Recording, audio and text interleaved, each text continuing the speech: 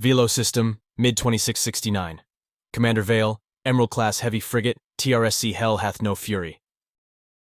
You have your orders, Commander. Carry on with the attack. The call came from the Vice Admiral of the 7th Fleet, Wolf, ordering Vale's advance. The fleet wasted no time after the Trill system, and after they had cleaned up the remaining forces, they regrouped for the next jump into the next system. However, Vale was tasked with leading an advance group into the initial fray. Dala, he called out, and a gold-colored circle appeared on the central holotable. What can we expect in Villo? Just a moment, she replied. We are expected to come into contact with a sizable force. Their course indicates that are trekking toward the newly recorded Intersystems Gate. Then that's where we'll cut them off. When will the enemy reach the gate? Calculating, she replied, with Vale sitting silently on his command chair as they traveled through slipspace. They will arrive just before us. Our trajectory would take us further into the system. Would you like for us to redirect?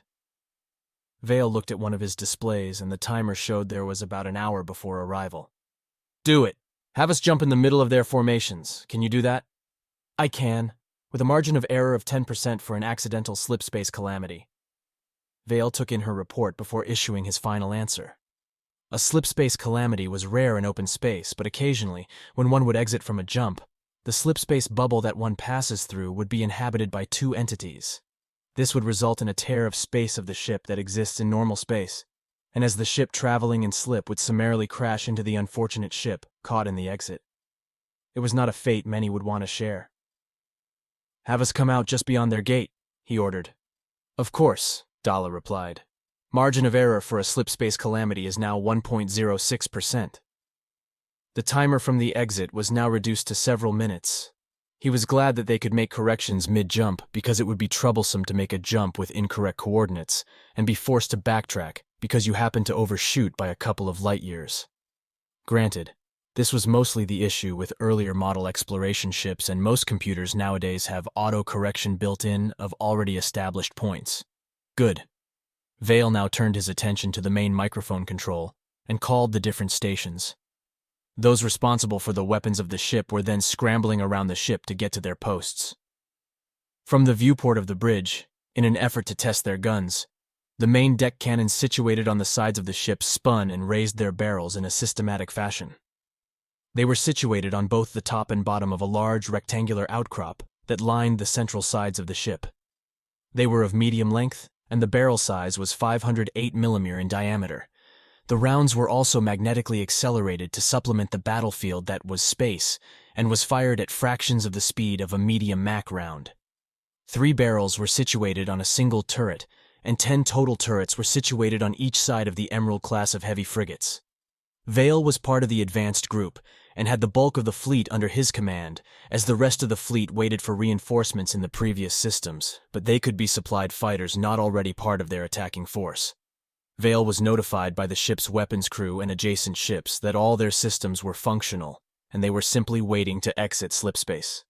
Charge for a Mach round as soon as we exit slipspace, Vale ordered to not only his own bridge crew, but to the other ships carrying Mach ordnance. He was given reports of affirmation as the counter depleted.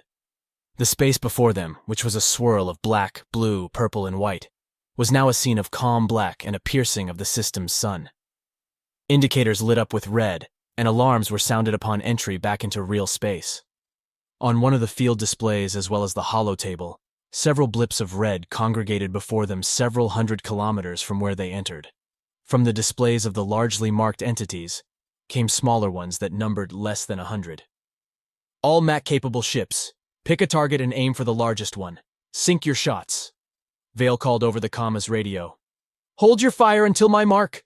The helmsman turned the ship where the crosshair of the ship led a pip of the largest ship, which was scanned as a heavy cruiser.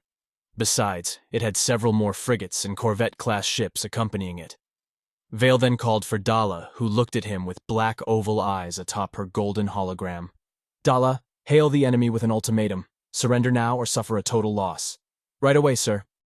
They are sending a live feed. Do you wish to put it on screen? Vale nodded, and on a static display on his chair, which was fairly large, the visage of the Celian race appeared. Its eyes were more almond-shaped, and its skin was colored in a violet pink, with magenta markings. As they spoke, their voice reflected a feminine tone. Terran Commander, for what purpose do you offer an ultimatum? She demanded. First off, this is a time of war between our people. Secondly, I do so only as a courtesy. As coarse as my demands may be, Vale responded. Indeed they are, Commander. Tell me, what is your name? She asked. Commander Vale, of the Emerald-class heavy frigate, TRSC, Hell Hath No Fury. And you are? She laughed. I am Chief Commander Yorla of the heavy cruiser, the Sword of Sela. I do say, Commander, your people have fought valiantly. Why? The answer came to him as quickly as picking out what shoes to wear for work. Your people have attacked mine unprovoked and without warning. My people want blood, but we know we can't needlessly slaughter you. We're better than that. It's also the reason you're still afloat. She scowled her face at the screen when he was silently notified by one of the crewmen that all MAC-capable ships were ready to fire, but he motioned them to wait. I have not been briefed much on the Terrans as I have been here, defending this plot of space from your advance. Tell me why I should think differently of your race that has been pushed by my war council. How blindly do you follow your war council? Vale then asked.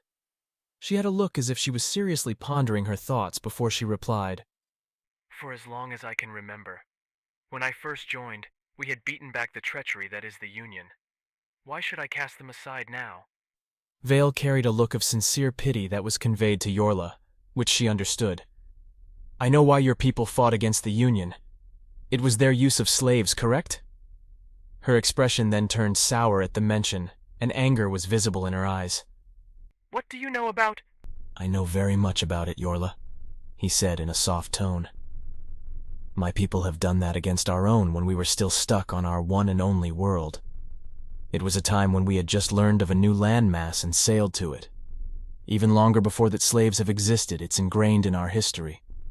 So we know a thing or two about enslavement. He continued his story and beckoned the other captains of his fleet in on the call, as well as extending the invitation to their enemy. We have done the tragedies you so despise, but we have grown beyond that. But now, the race that has fought so hard against are now the very perpetrator. It is a stain on the memory of your ancestors. You, Dala, play the footage we received from Minerva, he ordered. Right away, sir, she replied. The video gifted to them that Dala distributed to the enemy ships halted their advance. It was footage from the attacks on Draxus and Dima, where children and women were taken aboard the ships Yorla had been briefed on, but never actually encountered. However, their shape and insignia were indistinguishable from the reports and knowledge from before her time. Her expression was now one of anguish and anger fused together. She had replayed the speeches of Councilman Polis over in her head. That humanity was a scourge that had recently made it to the stars, that they were a people who were hungry for territory and sought the destruction of their civilization. She had bought into it, as did many of her kin, but the facts were indisputable.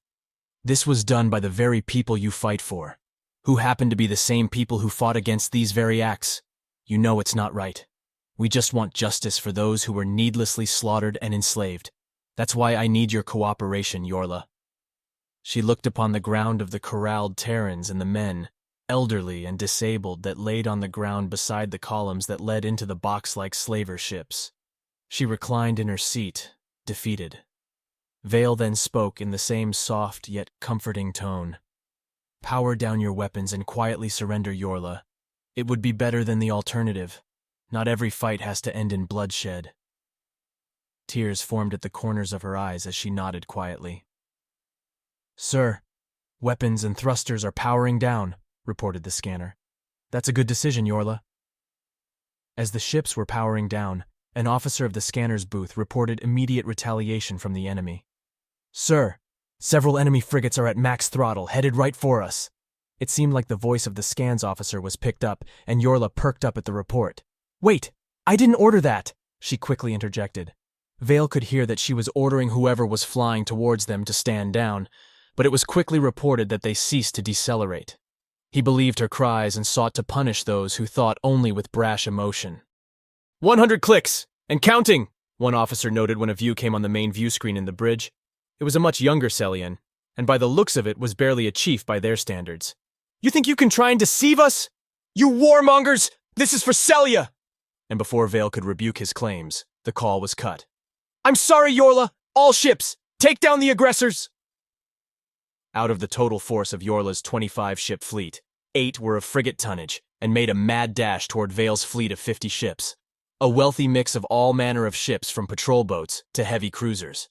A volley of shots from the closest frigates and cruisers traced the black void in a faint blue and white light, and it raced to their destination. Out of the ships, the heavier ships were able to tank a single shot, but a second shot made its way through the hull moments later, resulting in a fiery grave. However, one lone ship was able to pierce the firing line of ships and made its way to just under 50 kilometers. As a show of force, Vale ordered his ship to reveal its broadside, and even had Dala coordinate a recorded spectacle with the help of the other personal assistant AI on the nearby ships. As the enemy ship pierces beyond the 25-kilometer mark, Vale ordered a concentrated volley of the deck guns at the advancing ship. In a wave of thunderous boom and smoke, the cannons fired one after the other, totaling 30 individual shots from the magnetically accelerated deck guns. And instead of the AFENT rounds, they were instead loaded with a standard armor-piercing tungsten round. The shields were shattered on the Celian vessel, and the large rounds found their marks all across the frame of the ship. Where armor was lighter, the rounds went through it like butter, while some of the rounds were able to drive their way from the bow to the aft end of the ship. The result was a mass of debris wildly flying in all directions as the ship sped out of control and then ended its trip in an explosion of its main drive core. At least that's what he believed. The silence was shared between all parties when Vale addressed those who did not wastefully advance to their deaths. "I am Commander Vale, and I demand your surrender. No harm will befall you if you do so peacefully." He then cut the call, but established a line between himself and Yorla. "Yorla," he spoke, her face still sullen, but she looked up to face him. "I would like to have a word personally." "That's fine. I have ordered my ships to power down and they await your forces. I do request you be cordial." Vale gave a nod of assurance. "Of course. Just relay to them to get on their knees and keep their hands on their heads." "And that will make it peaceful?"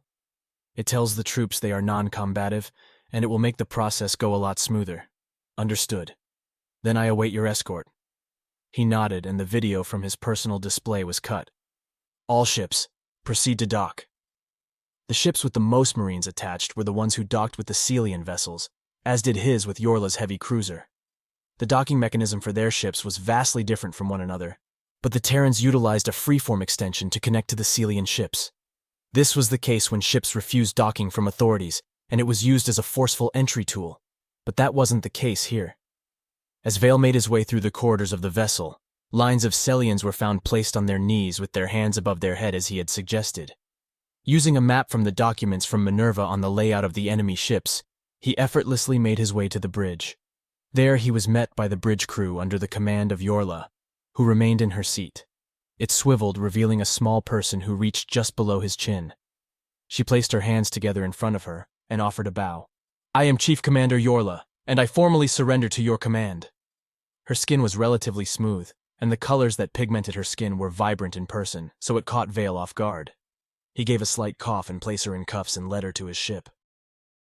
2. Vice Admiral Wolf, 7th Fleet, TRSC, Sword of Reckoning. Report. Sir, I believe we can rightfully turn over their forces to fight for us. I have gained the company of a chief commander of the Villo fleet, and I believe they can help us gain a numerical advantage. I know I can't guarantee every encounter to end up as this one, but I think it's worth a try. Her fellow chiefs have shared their views on the truth of the attacks and are willing to offer aid in any way they can. It may be best to head efforts in order to gain Celian opinion against the War Council. We would just need access to a main server relay if you want to go that route. Just saying, we have options, sir. By the way, the chief commander I have in my goes by the name Yorla. Right now, she's the best contact we have, second to Gruda. We should have them meet at a later date so she knows we mean no further harm. Very respectfully, Commander Vale, 7th Fleet, TRSC, Hell hath no fury.